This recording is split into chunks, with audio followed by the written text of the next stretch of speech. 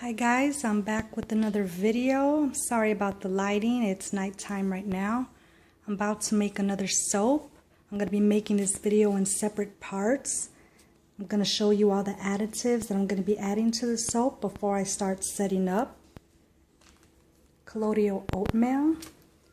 I'm going to melt some Tusca silk with my lye water. This is the lye that I'm going to be using from Brambleberry. I'm going to add bentonite clay to it. I'm going to be using oat extract for coloring, Dutch cocoa powder. My scents are going to be a combination of the chai tea and the vanilla select. I'm going to also be using coconut milk powder, and I'm going to be soaping in the 5-pound Brambleberry mold with the one with the drop bottom. And I also have the 5-pound liner to go with it. So I'll bring you back as soon as I'm ready to start soaping. Okay, I'm back. I have my lye water as well as my lye all measured out. I have 16.5 ounces of water and 7.2 ounces of lye measured out. I also got my Tusca silk inside the water. It looks like a lot. It's because I spread it apart really thin so it could dissolve faster. Once I get everything all mixed up and the heat gives it time for the Tusca silk to get all incorporated and melted in, I'm going to be popping this in the freezer so the temperatures won't climb so high. Since I am going to be using milk in this soap, I don't want the milk to scorch. So I don't have a tripod at this time. I'm very new to making these videos, so I have to do it in parts. It's not safe to be holding a camera while you're mixing the lye. I am going to be using my gloves and my goggles for this process, and I'll bring you back for some more of the next steps. The silk is just about completely dissolved. The heat of the water and the lye mixture made it all dissolve. Now I'm about to pop it in the freezer. Okay, my lye water has been chilling in the refrigerator for a while. Hopefully it's almost done. I just wanted to show you this part. I got everything measured out. And I'm about to put it in my oils and mix it together so I won't have any clumps before I add the lye water. This is the coconut milk. I'm adding a half a cup of coconut milk to the soap batter.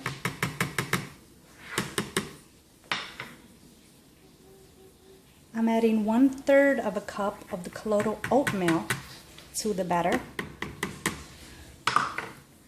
And I usually add more than 1 teaspoon of the bentonite clay, but because I want a part of this to be white and it discolors to like a grayish color, I didn't want that to stop some of my to prevent some of my white from showing up. So now that I got all that mixed in, I'm going to stick blend it so I won't have any powdery clumps anywhere.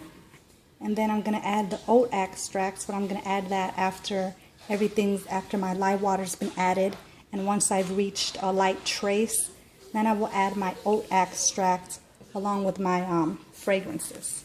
I'll be back. Well, I'm back again, and I mixed everything up, the oatmeal, the milk, the bentonite clay, and there's no clumps, even though you can't see because, like I said, the lighting in this kitchen is terrible.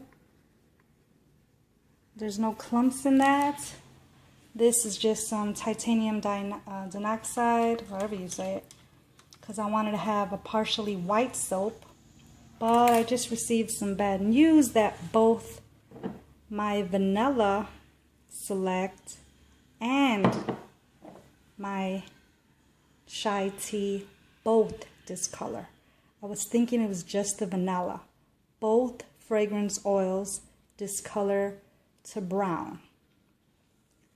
So instead of just having a solid brown soap, I decided I would leave a small amount out before I add any fragrance oil. Put it in this bucket so I can leave some white for the top, so it could have a little contrast, so I won't have just a solid brown soap. Well, I'll bring you back when I'm ready for that. I just strained my lye water into my oils. I always use a strainer when I use the Tusca silk, because as you can see, it catches little particles of the undissolved silk that I don't want floating around in my soap. And I also realized I forgot to tell you which oils I'm using. I told you everything else, all my additives, my fragrance oils and everything, but I've never told you what oils I'm using. I'm using the Brambleberry's Quick Mix Lots of Lather oils. Since I'm a beginner, I find it easier for me to try different colorants, different additives, different fragrances when I use the Quick Mix oils, instead of measuring out and weighing and deciding which oils I'm going to use for myself. It's easier if I just use the Quick Mix and then add everything I want to that. And I find that a lot of newbies would benefit from using any Quick Mix from Brambleberry. I tried the Lots of Lather as well as the Swirl Mix. I have not tried the basic mix yet, but so far I like the two that I've tried. I'm just going to get these oils into trays and then separate it out. Put the fragrance oil in, separate out my whites, and then I'll be ready to pour soon after that. I'll bring you back when I'm ready to pour. Okay, I'm just about ready to pour. This is my scented soap. This is my unscented soap batter.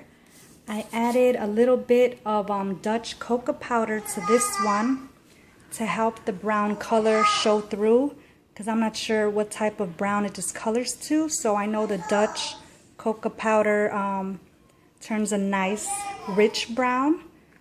So I'm going to add this to the top, the white part. I'm also going to add just a little bit of it to the body of the soap, so it could have like a swirl to it, but the top will be primarily white and the body of it is going to be primarily brown. I'll show you what it looks like once it's poured. Okay, I'm almost done now. This is how the soap looks poured in the mold. I still have the white off to the side. There's a little bit of white inside the main body. Like I said, it's going to be a white swirl, a thin little bit of a white swirl inside the base of the soap. Then I poured more brown over it so I can have a solid brown line before I added the white base. I'm waiting for it to thicken up just a little bit more, maybe about 3 to 5 more minutes, because I kind of want to just plop it on so it could look a little bit more like frosting or like a dessert without me having to actually get out a frosting bag and frost the top of it. I'm just going to plop it on. But this is how it looks. I'll let you see it when it's finished, when I have all the white top on, and then that'll probably be the last part of this video until tomorrow when I cut it. Okay, I'm back. The white top is on. I textured it. It looks like a fluffy white top. I hope it comes out nice. I'll bring you back for the cutting tomorrow.